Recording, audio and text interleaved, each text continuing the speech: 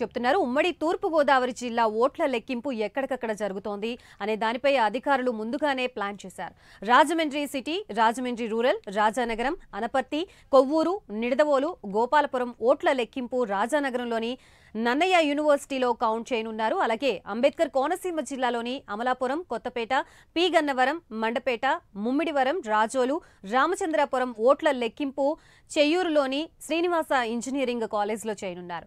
Kakinada city, Kakinada rural, Pithapuram, Tuni, Prathipadu, Peddapuram, Jaggampeta ఓట్ల లెక్కింపు కాకినాడలోని JNTK క్యాంపస్లో కౌంటింగ్ ఉంటుంది. ఇక రంపచోడవరం అసెంబ్లీ నియోజకవర్గ ఓట్ల లెక్కింపు స్థానిక ప్రభుత్వ జూనియర్ కాలేజీలో చేయనున్నారు. ఇప్పటికే ఆయా స్ట్రాంగ్ రూమ్లో ఈవీఎంలు భద్రపరిచారు. వీటి వద్ద సీసీ కెమెరాలు, కేంద్ర బలగాలతో పటిష్ట బందోబస్తు ఏర్పాటు చేశారు అధికారులు.